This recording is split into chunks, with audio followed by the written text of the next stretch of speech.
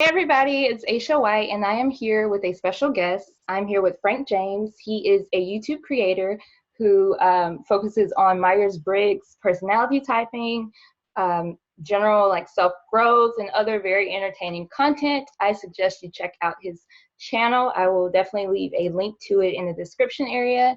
Frank, do you want to say hey to the people? Hey, everyone out there. How's it going? Thank you so much for talking with me today about the topic of the way in which you motivate others. I have a little bit of background. I wrote a blog. It'll accompany this. It'll also be a link to that in the description area where I'm talking about how I came across your content initially and the way that it affected me and the way that it apparently affects other people. So let me just jump into the first question by Sure, asking yeah. you. What did you initially set out to do when you started your channel? And also, how has that evolved over time? Ooh, I'm not sure if I set out necessarily to do much. I think I just had it in my mind for a while that I wanted to start creating on YouTube. I've always enjoyed telling stories and, whether that's movies or writing stuff. YouTube seemed to me like the last thing that I hadn't really tried. So I just wanted to start making like true vlogs where it's just like talking about what's going on in my mind. And so that's what I did. And I started out with this camera I'm using now. It's the Logitech webcam. I forget what it is, the C90, something like that. Yeah, I think I have the same thing. Yeah, it's a good one. And I just started making videos. That was just expressing what I don't know what I was thinking, what I was feeling at the time. Not something that is necessarily a good way of catching other people's attention because no one really cares. Yeah. So then the second part of that question was, how has it changed? Um, well, as I got more of an audience and realized that people were actually going to watch it, because when you make your first video, you're like, there's the possibility no one's ever going to see this, so I'll just say whatever I want. But then as you go along, and you know that you have the potential to reach hundreds or thousands of people, then you start to be like, well, what actual message do I have to give to people? Like, what is it that how can I help people? And a lot of it is, and this has actually been the same from the beginning, I think, is that I've just had a lot of stuff in my mind for my whole life. You're probably the same way, where Yeah. it's like, I've never heard anyone say this. And I just want to put this out there, this thing that seems to me like, I don't know, a truism for me, some pattern I've noticed or um, some truth that I carry with myself, and just want to put it out there and see if it resonates with someone. You know what I mean? Yes. Yeah. So that's basically been my the drive, what I've been aiming for throughout. Nice. There's also the secondary thing of I just like to make people laugh. So sometimes I just like to make videos that have some silly stuff in it, even if like the message is serious. I just like to say weird stuff and get a laugh out of people. So entertainment is also very rewarding, just knowing that someone, you know, chuckled a bit for 6 minutes. Yeah. you know. I think you succeed in that. You keep everybody laughing who's watching your videos. I think that's Wow. part of the reason we keep coming back. So it's definitely entertaining. Good. I'm gonna reach down and get my water. Okay. There we go. So you express your, besides humor, you express your thoughts, your emotions. I'm wondering how do you see it as beneficial to your viewers? Like what's the benefit of someone tuning in and watching you express yourself in the way that you do? That makes sense. Yeah, what I've noticed is I didn't set out to do this. It was just kind of like I offered something that people were looking for and I didn't realize it, but it just seems like a lot of people have the same thoughts that I have had. And, you know, it's that whole thing I said before where I just have had some things rattling around in my brain for years, and now I'm just saying them. And a lot of other people out there have had those same thoughts or the same feelings, the same outlook on life. And then when they hear me say it, it's very cathartic for them in a way. And that's the comments that I think I've seen the most recurring on my channel for the last year and 6 months since since the channel's been picking up is well, not quite 6 months, let's just say a year, is like are you me is one of the ones that people say a lot, because it's just apparently I think the way they do, or like I've always thought this and was never able to put it into words. A lot of women like to put, you're the male version of me. So it's just, it just seems that's what people get out of it. Even if I'm saying stuff that doesn't really seem that earth-shattering because I've thought it forever. Mm-hmm. For a lot of people, for some reason, it's very profound to hear what they have kind of thought all along, to hear it expressed. And in many ways, I think that's why certain people who become more listened to, become more popular, it's because they have just found a way to say stuff that everyone has sort of thought or known, and to get it out there in a clear way.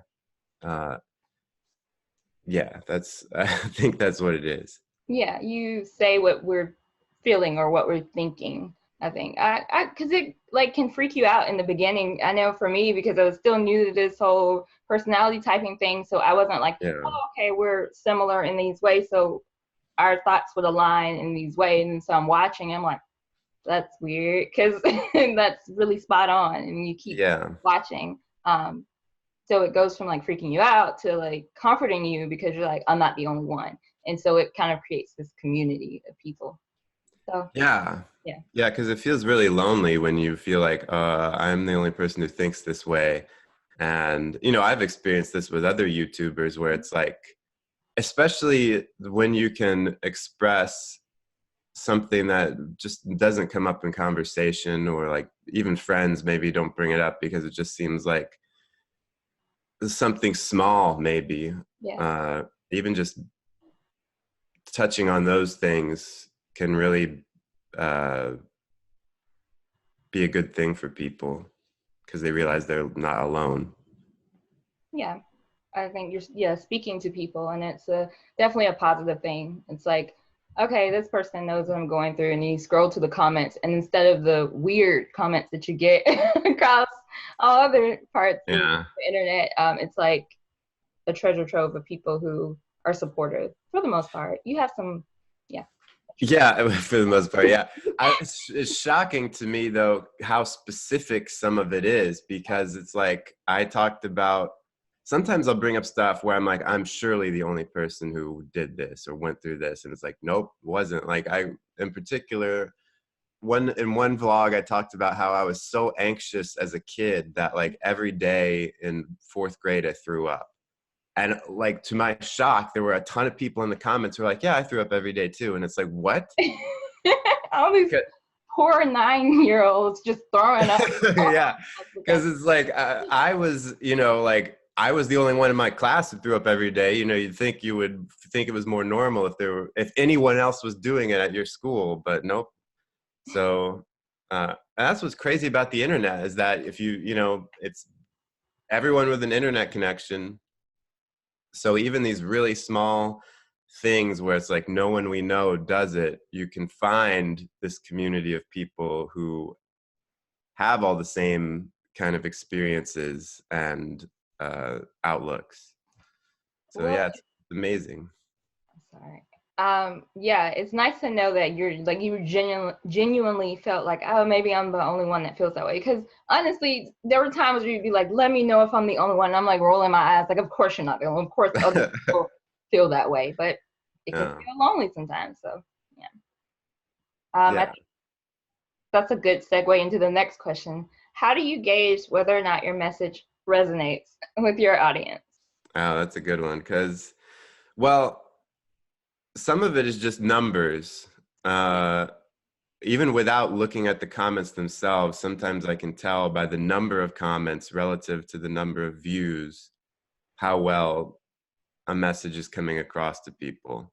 And it's not even like the views that matter, because there's two things with YouTube. It's, did the title and thumbnail resonate enough with people to get them to click? Or if once they clicked, what about the video itself? Did the content get to them? So the views just reflect title and thumbnail. That's it. And maybe subject matter. But of the percentage of people who watch the video, 10% is a good marker for likes and comments. Are you getting 10% likes? Is it much more than that? Then maybe that means people are really digging it. Yeah. With comments, it's a little bit below 10%, but if I see that it's kind of around 10 or above of the views, then I know that there's something that has struck a chord with people. And especially what I'm noticing now, it's funny because I'll notice patterns and then still be befuddled when they present themselves again. I'm like, oh, of course. Videos that are more like, which is what I've been doing more often, and I'm trying to figure out a way to step back from this kind of video, is like, here are some tips, you should do this. Those videos don't really get much of a response because it doesn't really ask for one, you know? And the videos that have gotten the most response are usually ones where it's just like, here's something I'm going through and there's no solution, you Right. know, because then people want to share their story and they want to help other people with the same problem. And they want to say, you know, this is something that's going on with me too. And yeah, so I'm able to gauge just based on the outpouring of the comments and sometimes the length of the comments too. Yeah. If they are, you know, a 5-paragraph essay, then I know that it's, you know, it's something that's really gotten someone's brain going.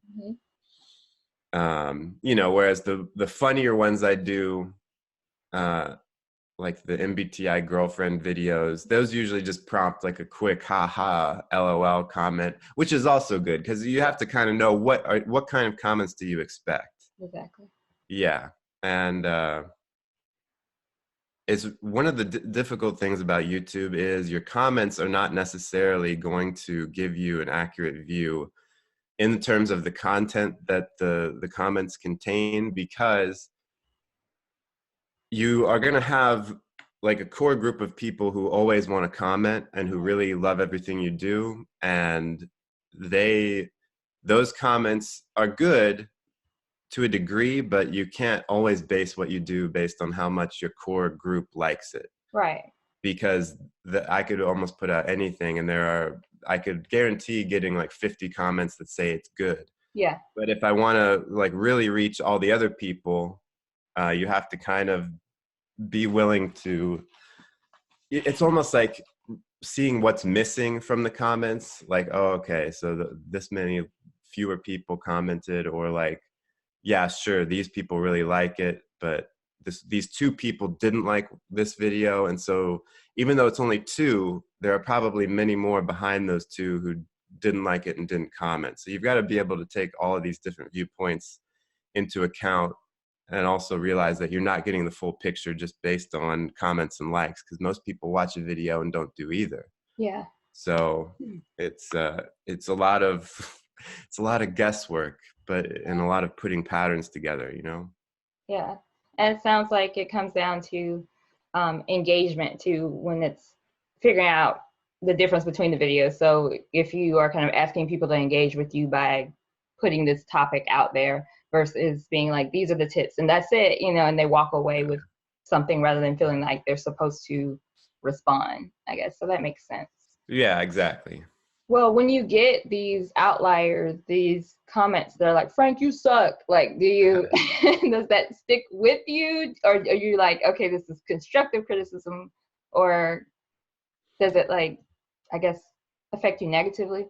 Yeah, well, I will say that they roll off my back a lot quicker now, Yeah. but I still, I still feel bad when I get them. Yeah. And it really depends because the ones that are like ridiculously abusive, that Yeah. are like, like last night I got one that was like, you're an idiot, you don't know anything, what are you talking about? And Yeah. it's like those still make me mad because I think the anger that I get from those is like, it's unjust that this person can hurl this at me, but I feel like I can't respond Right. because I just don't want to engage it. And it's like, I can't win. It's Yeah. like, in a way I've already won, but in that person's mind, I can't win. Yeah. So it's easier to just let those go and be like, okay, whatever. But sometimes there are comments that like can be rude and really critical, and I can tell the person doesn't like me, but I also know that they are saying something true. Okay. Like they're criticizing something about the video or the ideas presented in the video, especially when you're talking about Myers-Briggs stuff, because there are some people in that community who really know their stuff, and they will call you out if you present an idea that's really unclear or not totally kosher. Yeah. So those can be painful to read, but in some ways it's like, well, I've got to take heed. If someone took the time to leave a comment, Mhm. it's because they felt like they should. And sometimes I feel like even if the person leaving the comment isn't thinking this, they're trying to help you out, even if the comment is like really rude, because if they didn't care and they just wanted you to fail, they would just like not watch your video, not comment, not leave it, Right. not care. So even when you have haters, um, it's good to have them because they kind of can help you improve. So in short, yeah, they still bother me, but I've learned how to incorporate the negative comments and turn it around, because it's like when I see someone who's like really critical of me, and what's interesting is sometimes I see the same people come back who are Okay. critical, and I'm like, I want to turn this person around and get them so that they're on my side, like maybe not totally throw out everything that I think just to appease this one person, but it's like I want to improve my videos enough where these critics will be like, okay, good one, you Yeah. know so that it's a good.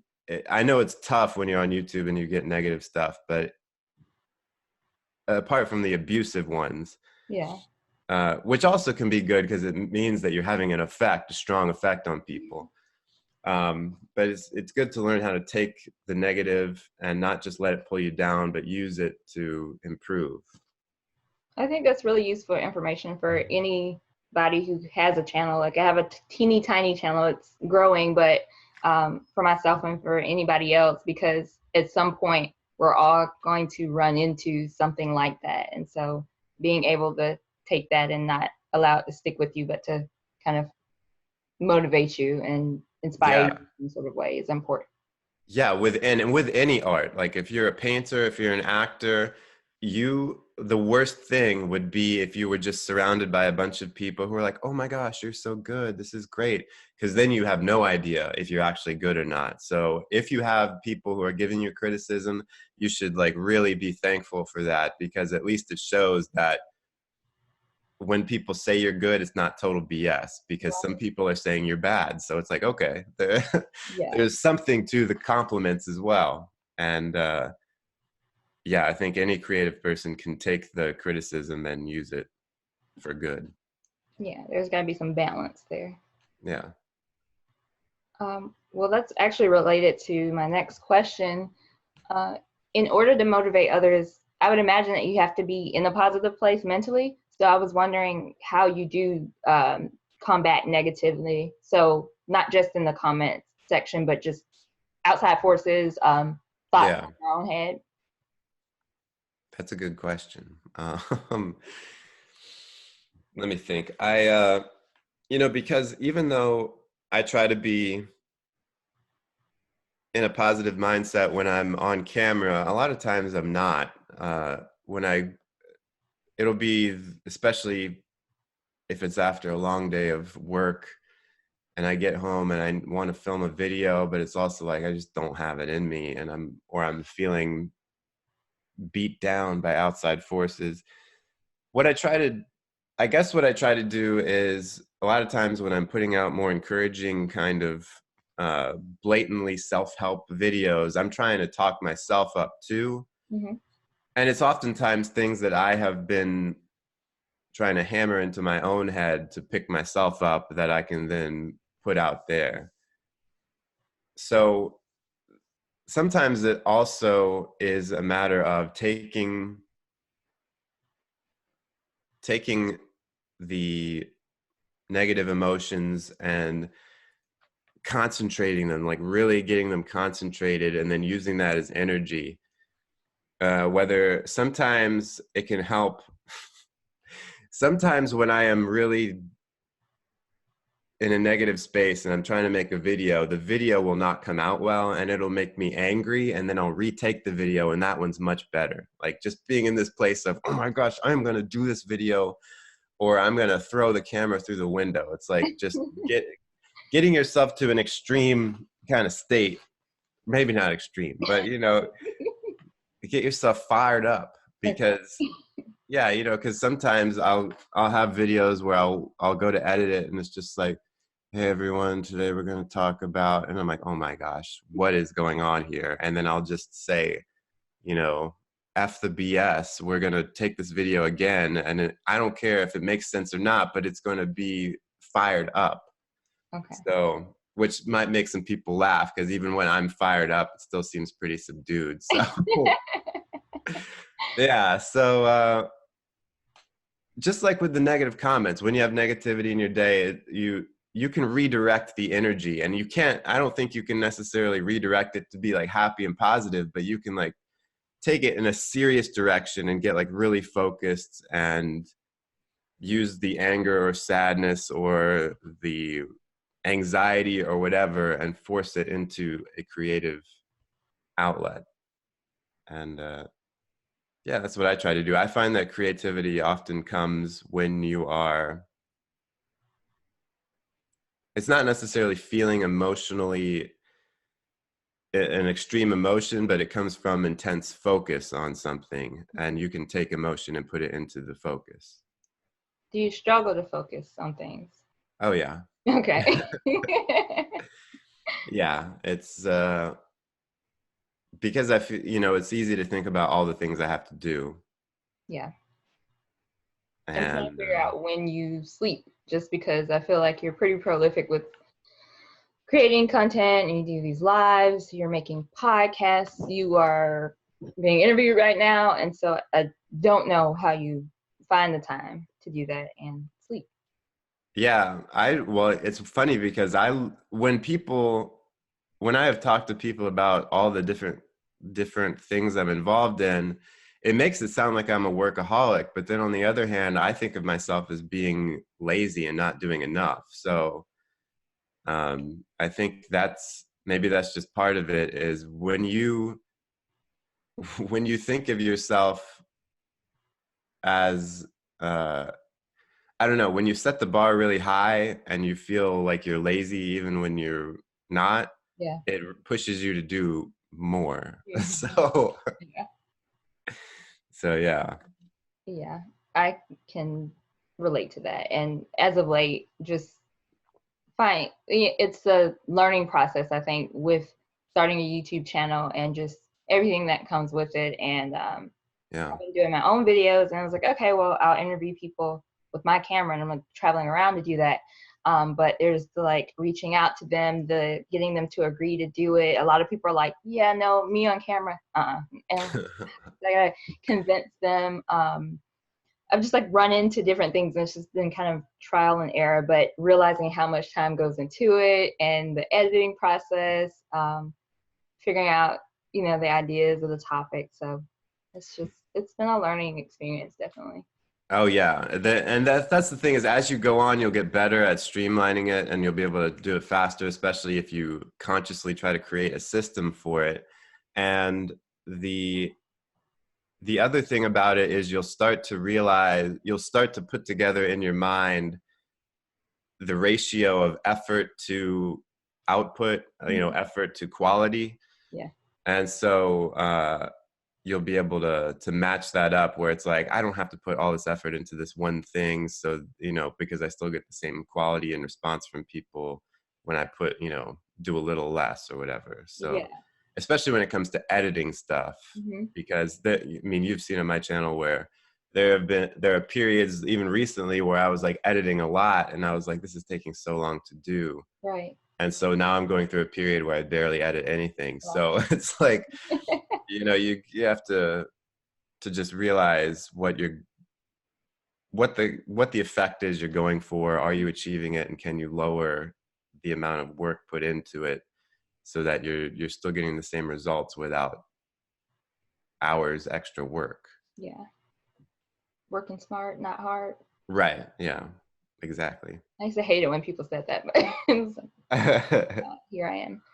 Do you find yourself getting inspiration from like the people around you and then incorporating that into your videos in different ways? I'm sure come up with ideas in your own head, but just your everyday life. Do you take inspiration from that and use that for your videos?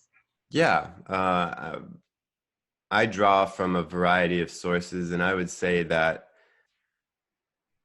it really depends on what kind of video it is. And I think a lot of times you can tell if I am just spitting my own ideas or if it's something that is taken from other places. And the thing is, I I think we would all be surprised at how many original thoughts we have that we actually heard somewhere else, and just don't remember.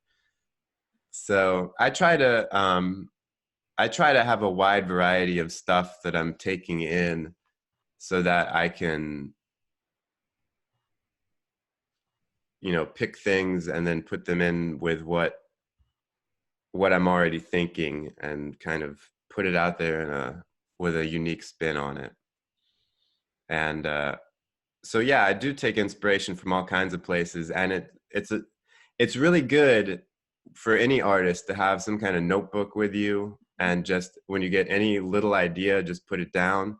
I have a Google Doc that I call my dump file, Mhm. where I just put anything in there, even if it's just a snippet of an idea that wouldn't be a full video. I just am like, this is something good, and then I put it in there. And this document has got to be 10 pages long now with just a bunch of fragments. But now if I'm totally out of ideas, I can go back in there and find an idea, and I'm like, oh yeah, that's good, let me work on this a bit.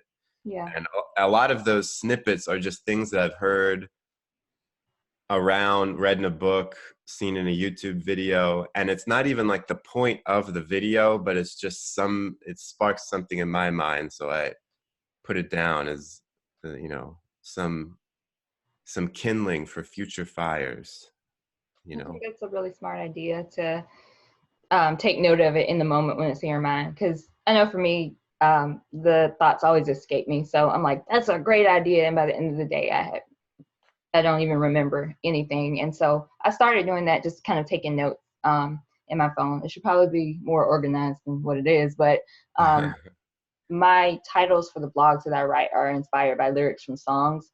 And Yeah. so I'll hear a song, or sometimes lyrics are just in my head and I have no clue what the song is, and I know I'll have to like go back and find it, and so I just put the lyrics into the phone. Or I'll hear something that sounds really good and I'm like, I have no clue where I'm going with this as far as the topic, but it's great and I need to use it in the Yeah. future. So more and more things have been just like, I guess, I think in phrases, I guess is the best way to explain it. And so when it pops up, I try to note it. So yeah, I think that's a great idea. Yeah. Yeah. Because even just if you get a small phrase that gives you like a little spark, you're like, oh, I know that can be developed, but I can't develop it right now. So I'll put it down. We'll see you later. Right. Yeah. Um, Speaking of inspiration, you seem to gain inspiration from different places, Books a Million, calendars. bird dachshunds. Um, you have what I would describe a knack for highlighting what people would consider mundane Mhm. topics or things, like things that could easily be overlooked in life. Um, you're like, this is the most awesome thing, and I'm going to dedicate a live stream to it.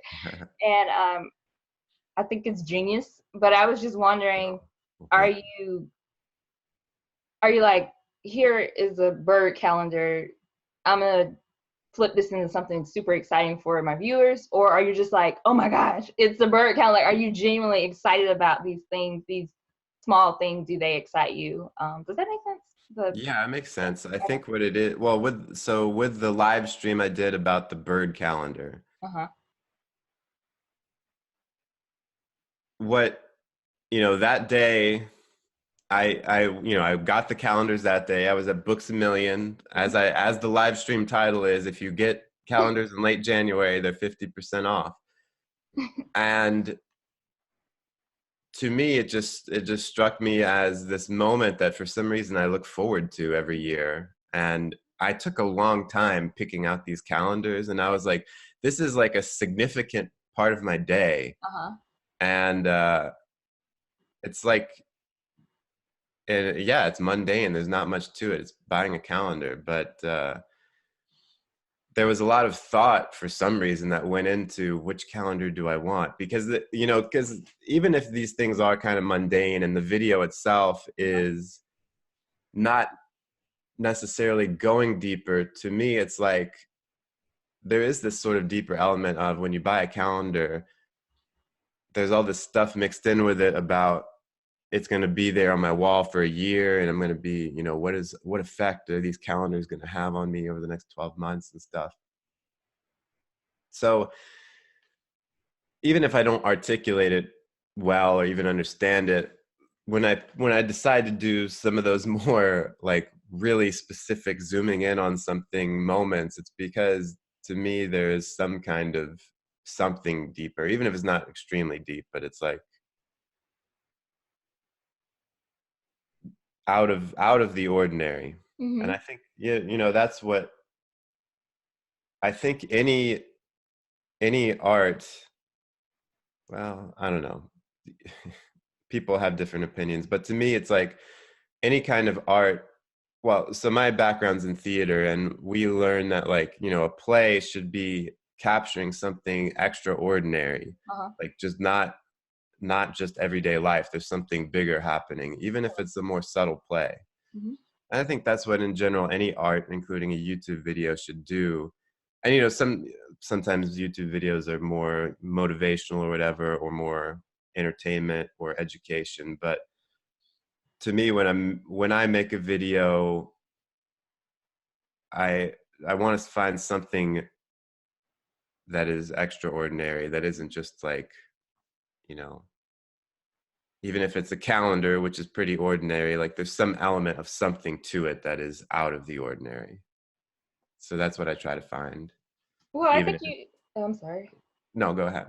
I was gonna say I think you succeed in that. I don't. It's never boring. It's just Well, that's good. probably everyone cannot do that. Everyone cannot take the bird calendar and make it something interesting and entertaining. And that's what I admire.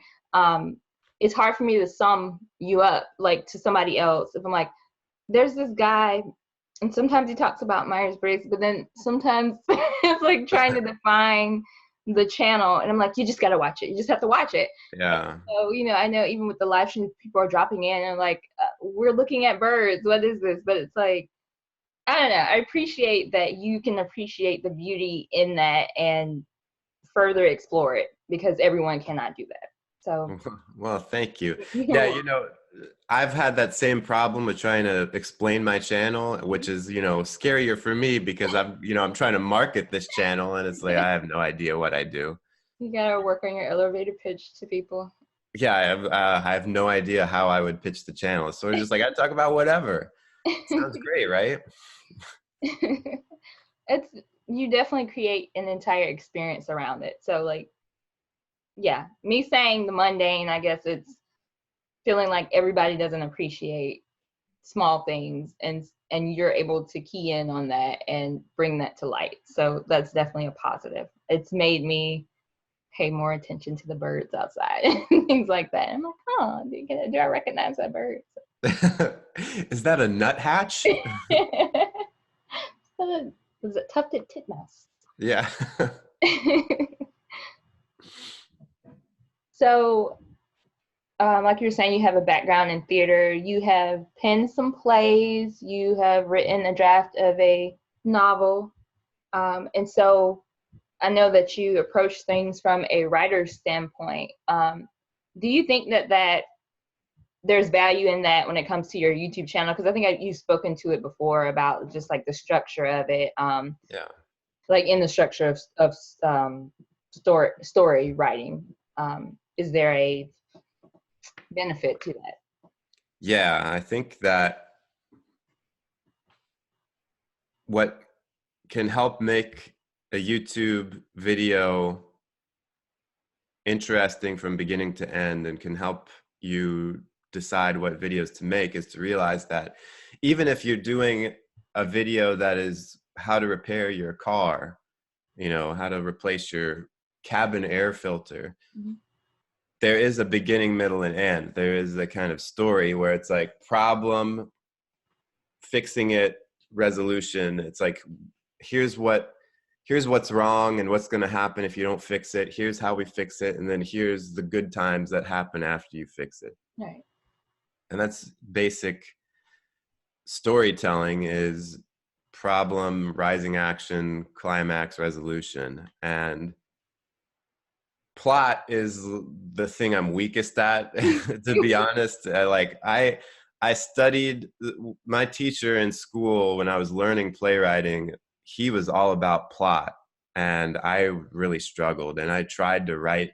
I was learning that plot is the most important thing. Mm-hmm. And I just couldn't write it like to save my life. And I would have all these contrived things because I wasn't playing to my strengths, Right. which is generally like, you know, a theme and then characters, and then the story kind of just comes in secondarily, you know. And but I think having that beaten into my head that story is really important, it kind of makes me super aware of it. And I don't want to waste people's time. Like I understand that when people watch a YouTube video, it's a small investment. It's 10 minutes. It's like whatever, Right. 3 times a week. But I really worry when I'm making videos about, am I wasting people's time? Are they going to lose interest in this 10 minutes? Mm-hmm. And so having that structure where you're able to say, even though I'm not like consciously writing out, okay, what is the problem? How do we fix it? It's like, just naturally, I know that a story should go like that. And it helps to, when I'm outlining what I'm going to say in a video, to keep that in mind, to like be building to, when I have different points that I'm making in the video, make like the most painful point or the most exciting point or whatever it is, the superlative of them all, put that later, you know, like put it in that order. So that on that hand, the structure part of it, yeah, is definitely very helpful. Everyone should be structuring their videos, even if you're doing, you know, Casey Neistat, when he was doing his daily vlog, on the surface, it seems like he's just taking a camera around with him all day and whatever. But no, he's, you know, the guy's a filmmaker. He's making short films every day, and they have a structure. Even though it's not like, you know, The Godfather or something, it's, you know, there's a definite narrative structure in there, and that's why it was successful. Not because, you know, oh, look at him, he's cool. It's like, no, that's part of it. But it's, you know, it's like they were interesting short films to watch. And everyone can take that, no matter what kind of YouTube video you're doing, to realize that you need a narrative structure of some kind, because it's just what we're wired to look for as viewers. And so structure, very important. And I think other ways that being a writer has helped is, you know, when you're doing some kind of fiction or playwriting, even if you never really study the psychology of people's minds, per se. You know, when you read enough fiction, for some reason, I guess fiction is more powerful than maybe real life because you get more into people's minds and things are heightened and so on. Just learning about character and what builds character and what motivates people really helps you interact with an audience, because you sort of, it helps you to learn just about people in general. And yeah, sure, you can do that in real life, but I think it's for an introvert, it's easier to get to know more people through the process of ingesting what makes a character and that sort of thing. Yeah. Yeah. Yeah, I'm sure there are many other ways where it comes into play that I'm just not aware of.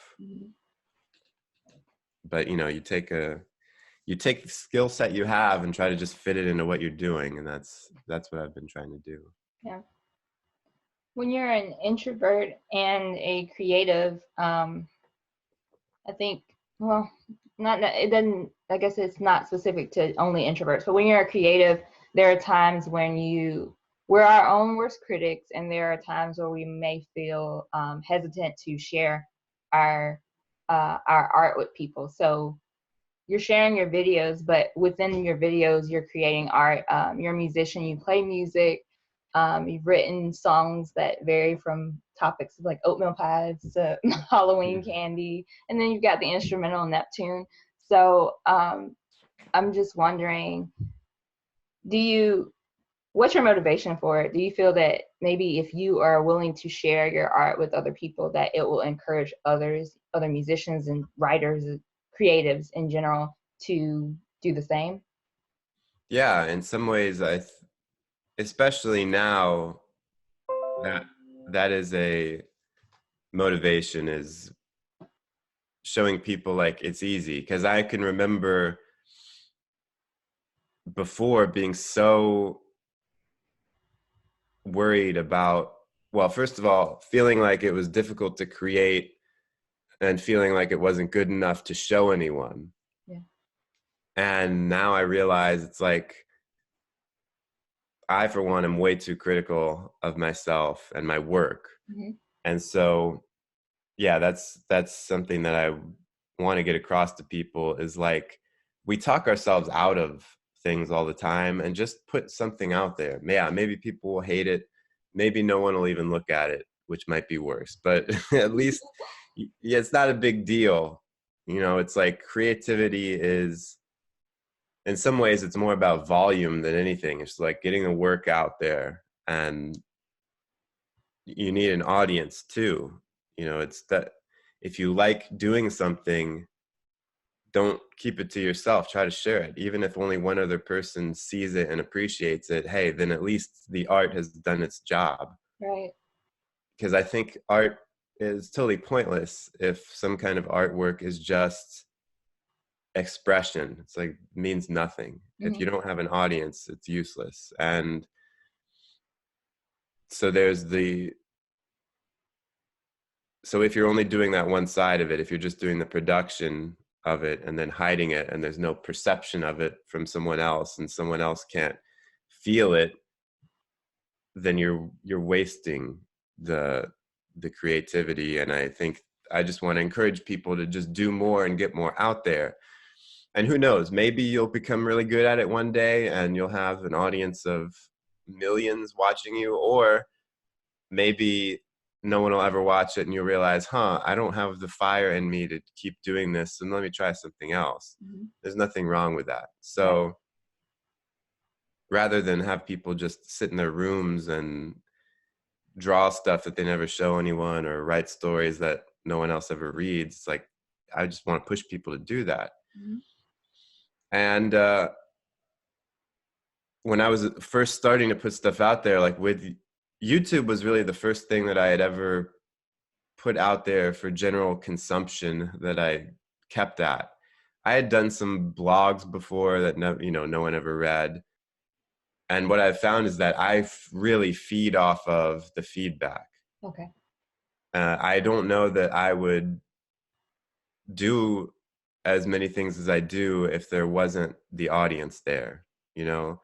And two, you know, when I started YouTube, there wasn't much of an audience, but you know, when you have 10 people watching, it's like, oh, okay, that's enough to keep going, you know. So um, knowing that it feeds me to have people engage with stuff that I make, I want other people to experience that too and realize, oh, you know.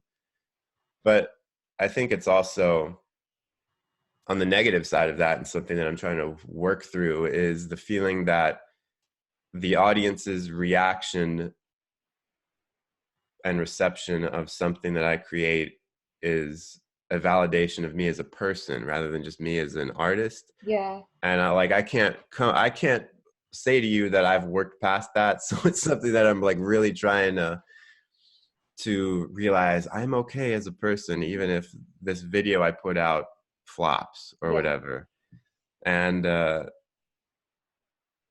so the more negative motivation of some of these things is to get that validation. Right. And so yeah, that's something to be aware of, and I'm getting definitely way better at it than I used to be, Mhm. but it's definitely something to be wary of, that yeah, an audience is very important and you need to have people receiving your artwork, but on the same at the same time, that only really reflects the artwork and it doesn't reflect you.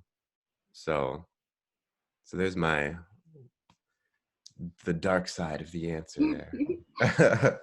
That's a very valid point, though. That's something to consider and is important. Um, I think I've heard that expressed by other performers before, like, you know, singers and things like that, where it's like that, yeah, kind of finding worth or validation within what the audience is giving them. It kind of is similar to what you've been talking about lately with social media and how it affects people, and just kind of negatively finding your worth in the amount of likes and comments that you're getting. And Yeah. so that's really interesting. That's a valid point. It's something that no one's immune to, I think, and it's just have you haven't figured it out. You're actively working on it, but what does that look like to be able to separate? I think what it is being really solid in who you are and what your truth is, like what you're trying to get out there with this work, whatever it is that people are thumbs upping and whatever. Because if you're putting artwork out there, or even if it's just like you're putting a Facebook post out there just to get the thumbs up and whatever, it's like a drug. You can't ever get enough of it, you know. Even if it, I think it only feels good when it's on an upward slope, but as soon as it plateaus or goes down, it feels bad. Mm-hmm. So even if I started to get like 1 million views every video, that would be euphoric at first, but after a while I would be like, this isn't enough, Yeah. you know. So it never ends. And um so to separate yourself from that would be to be clear on what are you trying to get out of this work, what is it you're trying to get across to people, and being okay with the amount of people it reaches being maybe smaller, you know, but also realizing that it's kind of a long game. And when it comes to YouTube in particular, who knows how long YouTube's going to be around? It might be around 50 years from now. Mm-hmm. And who knows, maybe your channel now gets very few views, but over time, you know, it's like this short-term versus long-term thinking. Mm-hmm. And realizing that the immediate outcome, even the long-term outcome, doesn't undermine the intention. And also it helps to not put a value judgment on it. It's like, oh, I put a video out, it got way fewer views than usual, and so it's bad, or I feel bad about myself. It's more like, just say that isn't the outcome I wanted, so Mm-hmm. now what can I do to improve it? Or does it really matter to me that it wasn't the right outcome? Because who knows, maybe a year from now, things will have turned around on this particular video. Right. So separating yourself from the work and realizing it's not a reflection of me is very important. And I think that just comes from a solid understanding of what you're trying to do with it, and realizing in context that the one work isn't it, that, you know, you've got years ahead of you to do stuff, and you don't know how it will all feed into each other, what kind of stepping stone this was, where it's going. Mm-hmm. So having a long-term view and realizing what are you trying to do, being clear on that, I think helps keep that separation, so you're not crushed when something doesn't perform as well as you want. Yeah, I think that makes a lot of sense. Because especially with me starting recently, I'm paying more attention to the responses that I'm getting to my videos, or even like the views, and it can kind of be addictive. So you have to actively separate yourself from it, and be okay when it's like, okay, this topic was one that I thought was going to be more popular, and maybe something else is performing better than the other. Or I know for me, doing interviews, I have someone else involved. I'm like, I really want it to do well because I've taken this person's time and their, energy, Right. hoping it performs well. And if it's not performing well, then, or as well as I thought, then I feel like I've disappointed them or something like that. And so just all these thoughts that come with it. So it's good to have actionable tips to kind of combat that thinking. Yeah. And that's a good point about, especially if you work really hard on something and it doesn't do well. It's like, what one of those, I think the last MBTI girlfriend video I did, that was, those edits are brutal on me, because in part because I don't know what I'm doing when I edit. But when it takes hours to do something, and then that video didn't perform terribly well compared to the other ones, and I was just like, oh man, all that effort. But at the same time, I've kind of trained myself to be like, I don't care. I like the video. It's going to be Right. on YouTube for years. It'll probably do better over time. It's like, yeah. And also it's a stepping stone to be like, okay, what can I do better next time? Yep. And no, that's a good point though, with wasting other people's time, because I recently had, when I had Paul Kiriazi on the podcast, the audio just was cutting out, man, and I felt like I wasted his time. So I totally get that.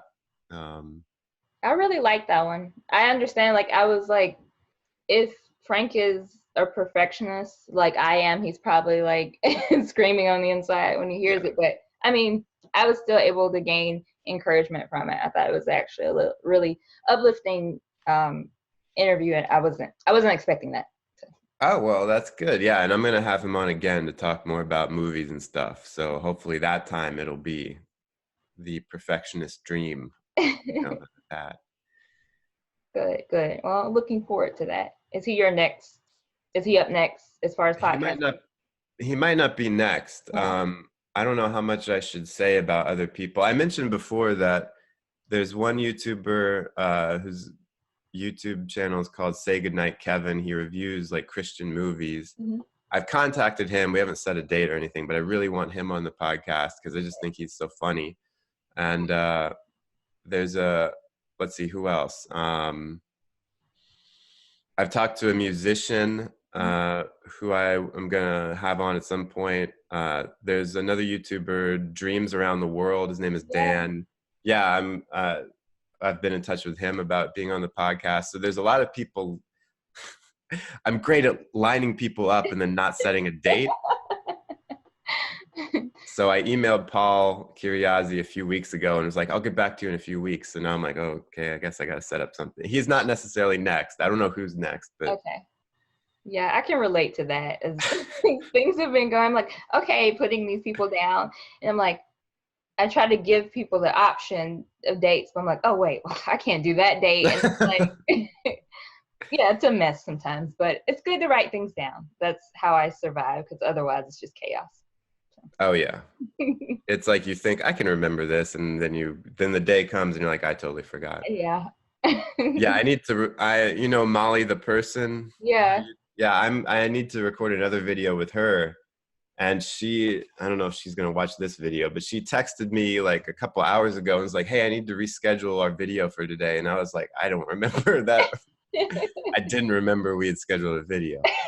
So, That's not good. and I wrote down that the time for this podcast was 10 a.m., even though I'm the one who said 11 a.m. So I don't know what was going on. And yeah, you asked me if it was just video or audio. I was like, I'm pretty sure I said video. It's like I don't know. So I was like, I hope this happens. We'll see. wait, this is an interview? Yeah. So yes, writing things down. Yeah. The key to life. Mm-hmm. Definitely. So, heavy topics. You like the transition there? Sure, yeah. um, some of your videos are devoted to heavier topics, and you seem to be able to balance that out by adding some humor to it. So I'm wondering, is that true in your real life? Because real life can be heavy sometimes. And how do you approach life? Do you try and inject humor into it? Yeah, I mean, to be honest, I feel like my portrayal of myself on my YouTube channel makes it seem like I'm really serious. Uh-huh. I'm not. Like in real life, I have to like force myself to be sincere because a lot of times I would just like rather avoid anything negative and just I mean, I'm not like a light happy go lucky guy. Uh-huh. And sometimes people think that I'm kind of withdrawn, but when you know when I'm chatting with people, like I don't necessarily want to talk about anything heavy. Okay. And when people when people bring up heavy stuff, I can talk about it, sure. But yeah, in day-to-day life, I generally it's kind of rare for me to bring up stuff. And I think maybe that's part of what the function of my YouTube channel for myself was. Here's some things that I just don't talk to people about. Yep. And yeah, and I think having a sense of humor about it is very important because I think even though sometimes it seems like, man, this is very serious, at the same time, you know, I don't think you can take anything extremely serious. Even though I say that, but it's like I'll take stupid stuff really seriously. But when talking about these big, higher concept things, I think I don't know. I just naturally would rather laugh about stuff. I don't know. Even talking about things like, I don't know, death. I mean, I guess that's the most heavy thing you can talk about. It's like, well, no, it's almost like when you get too serious about things, it's sort of like suggesting that maybe we shouldn't have to deal with it in the first place. Mm-hmm. And while yes, it is not appropriate maybe to take everything lightheartedly in general when talking about the heavy stuff that I talk about. It's something that I've learned, I guess, through theater is handling, or maybe through writing. I wonder if somewhere, I don't even know. Just handle heavy things with a light touch. Because, for instance, if there's a play and there's something sad that happens, like there's a monologue where someone's talking about something really sad, Mm-hmm. as soon as the actor starts playing sadness, starts playing the heaviness of it, the audience is going to check out. They're going to be like, this is garbage. It was just over the top melodramatic. But if you can handle heavy topics with a light touch, suddenly it feels much more emotionally powerful because it's letting the listener kind of feel their own stuff rather than feeling what you want them to feel, you know? That's a really interesting point. I like that. You said heavy topics with a light touch. Yeah. That needs to go on a poster somewhere. Yeah. Yeah, I know he's controversial, but it might have been from Jordan Peterson that I heard that Oh, because yeah, because I think he was asked a question once, like in a Q&A. It's like, you know, are you intentionally funny when you're talking about these serious philosophical things? And he was like, yeah, I mean, you have to, you know, when you're talking about serious things, you've got to have some sense of humor about it to keep some perspective. So that might have been where I heard it, but it is very true. Like especially in theater, when directing anything serious for mhm. the stage, you can't let the actors get serious about it. You have to like make sure that they are not too far in it, Mhm. which actors like to do. They like to get really serious. So it's Yeah. like, no, no, no, stop. Yeah. Speaking of which, this is totally like not what you're asking at all. I saw a production of Hamlet once Uh, at it's this theater in Stanton, Virginia called the American Shakespeare Center that is like a recreation of the Blackfriars Theater that a lot of Shakespeare's plays were originally performed in. oh wow. And I saw Hamlet there, and it was so funny. It was like they found the humor in every part of that Mhm. play, and even as Hamlet was dying, they found a way to make it funny Yeah. in one part. But it wasn't a parody; like it was still doing Hamlet as Hamlet, but it was like Hamlet was just a funny guy, Uh-huh. and the play was so much more like powerful because of it. Mhm. Because it wasn't playing, you know, oh, that this tutu sullied flesh would melt, but very serious. It was like, you know, just like this very real portrayal, and it just made the sad part sadder because it was like, whoa, you know. So Yeah. that's just where my mind went. But yeah, I think things are much more powerful too when you can find the lightness to contrast with it. Yeah.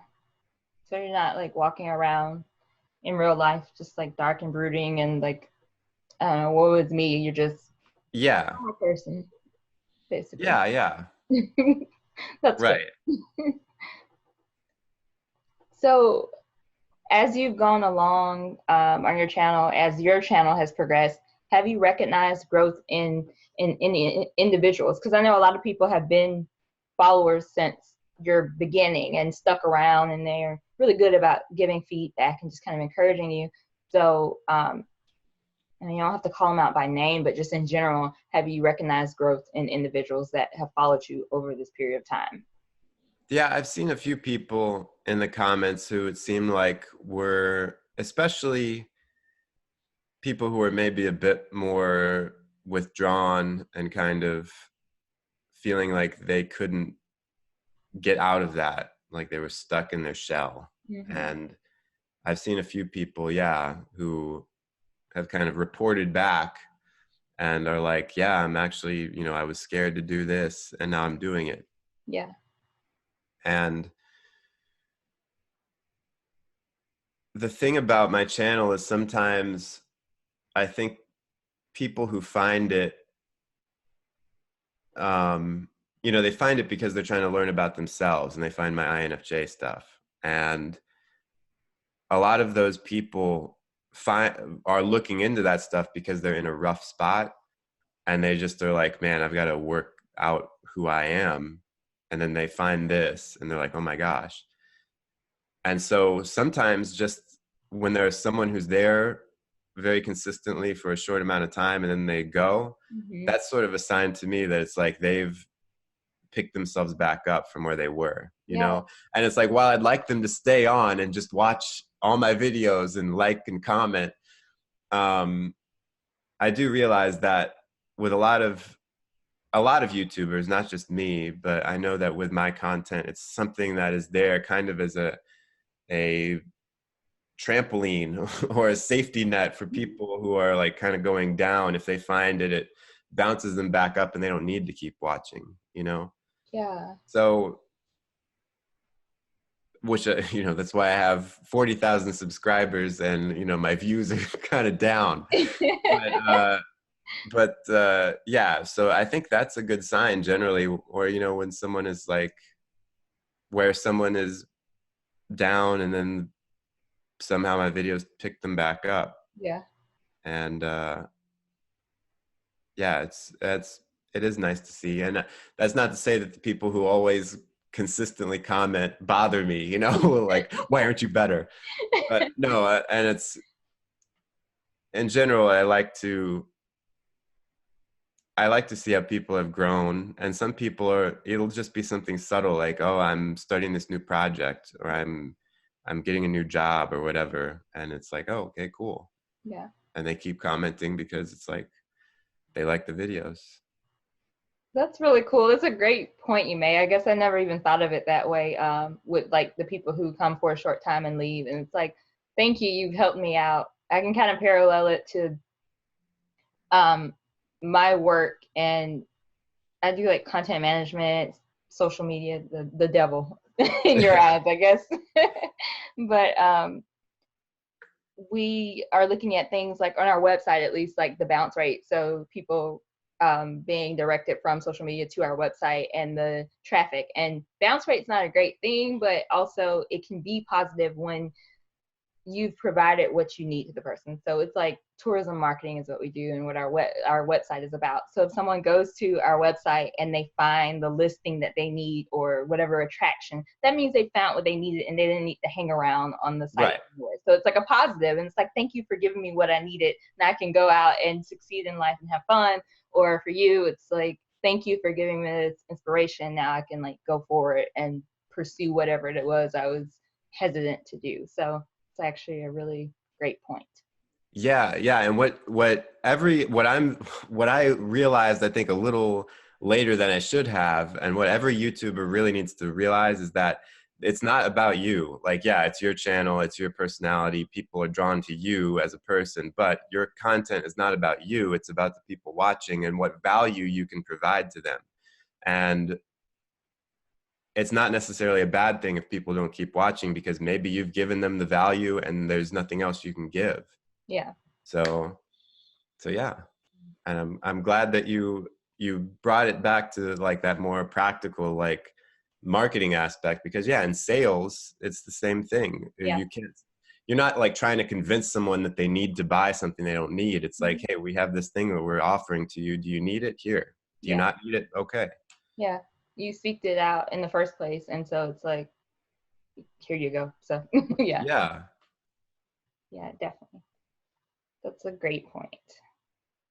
I think fine. I had something else to add to that, but it's gone. So I'm just gonna move Well, on. if it pops back in, Okay. let me know. So I would like to know what inspires you and what motivates you to continue creating. What keeps me going is taking, well, it's a lot of things. When it comes to artwork and stuff, other people, other work really gets me going, because one of my favorite things to do is to analyze what people do. Like, when I like something, some other work, like a YouTube video or a song, I'm like, why do I like it? What makes it work? Let me figure this out. Let me parse out, let me get it into like actual observable things that I can figure out. And then how can I replicate that?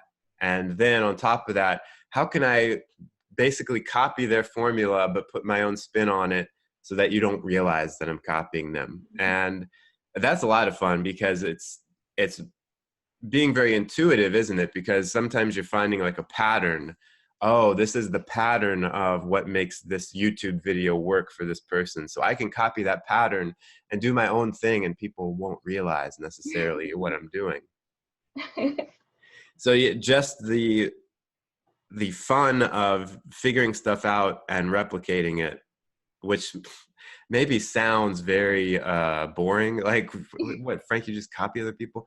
But it's like, it's like, how can I take what other people are doing and make it my own? And in a more general sense, just trying new stuff, experimenting, and pushing myself to not just stay where I am creatively is very fun and exciting. Because in my real life, I don't think that I do that very much. I don't think that I am necessarily that open to trying new things. But when it comes to art, it's like this whole other world, and I can just do whatever, and it's fun for me there.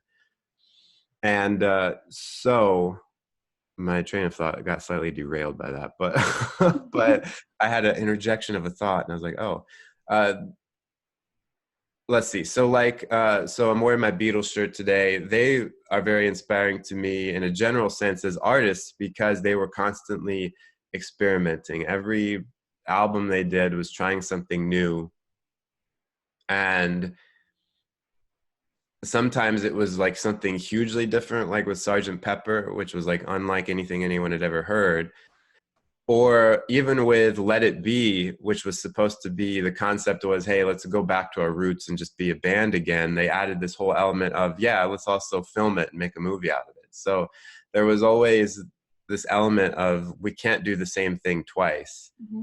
Even subtle things like on the album Revolver, it's something you don't even notice unless someone points it out to you, but it's like they don't use reverb at all on that album. It's like totally dry. Mm-hmm. And it's like, oh, it's just this rule they set up for themselves. And it's like, let's not rely on this tool that we've always used and see what happens. Yeah. That's exciting to me, to not only be like, in terms of the content, like what it actually is that I'm making. Is that different? Is that better? In some ways, I don't think you can do stuff that's that different content wise, but you can always improve. And then on the technical side and the actual like aesthetic side, that's where I'm really pumped up about trying new things, different gear, pushing gear to its limits, trying it in ways that is not normally used. I mean, that might be funny because most of my videos are just a camera sitting there and me talking.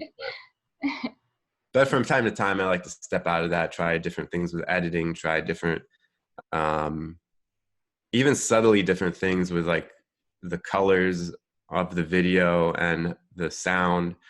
So just doing new stuff and seeing what I can do and just experimenting and seeing what happens is a lot of fun. That's what keeps me going creatively. And yeah, what about you? What keeps you going? Oh. I think it's probably the same thing where it's like whatever it is that is interesting to me. So I love movies, and I love music. I like going to live shows, and just like the energy that comes with that. And a lot of times it can put me in a really great mood and maybe inspire me to go write something. Or with movies, I always like thought it was probably a nerdy thing, but like if there's a movie I really connect with and a character, I almost feel like I am that character when I walk out of the movie. So Yeah, maybe my strut changes or something like that, or I'm hearing the music from the movie when I'm driving or something like that, and so I'm carrying that character with me in some sort of way yeah. sometimes, and so the story just kind of sticks with me. I think it's probably weird to admit to that, but No, I think that's pretty typical. yeah, okay, well, that's good. But yeah, the things just I like pretty things, so like movies that are aesthetically beautiful. Yeah, I like to go back and watch them over and over again, things like that. That's the type of things that inspire me. I love, like I guess repetitive action. So listening to a song over and over again and rediscovering lines. That's very relevant to what I'm doing now. I call it research. When I'm finding yeah, lyrics to title my blogs, and it's like, okay, I've heard this song like a million times, and now it's got a totally different meaning that I've applied to it because of this topic or because of this person. Because um, for everyone, I'm sure that's the case, but like, songs can make you think of people. And sometimes there's a specific genre of song or something like that. I'm like, this makes me think of that person. Like the title for your song is from an Elvis Costello song, but like I've gone through a couple songs that it started out with this song from Eve 6 called Inside Out because they're talking about like swallowing doubt. And I'm uh, like, yeah, and talking about motivation. And I feel like you remind me of like a 90s alternative song. I don't know, but take that meaning and do whatever you want with that. But and so it's just like, yes, that seems right.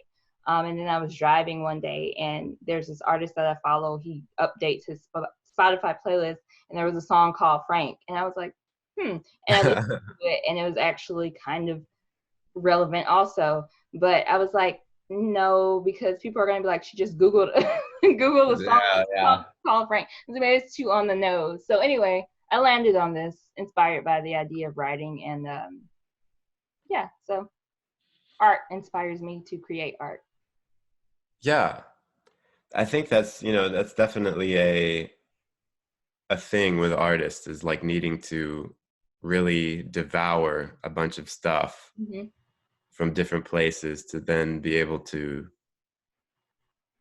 not only, you know, have fuel for what you want to do, but also to kind of get a more practical sense of where you stand amongst other people, other creators, you know? Hmm. Yeah, So at the end of the day, we're all communicating with each other. I would that's say true. that's a good place to end. Um, Anybody who's watching, hopefully you've gotten some encouragement, some inspiration from our conversation.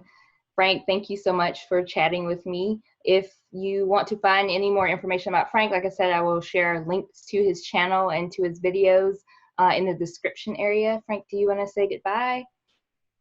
No, I never want to say goodbye. This has been such a good conversation, but I guess I will uh, for now. But yeah, thanks so much. I had a great time talking about creativity, and thank you so much for having me on your channel. I really appreciate it.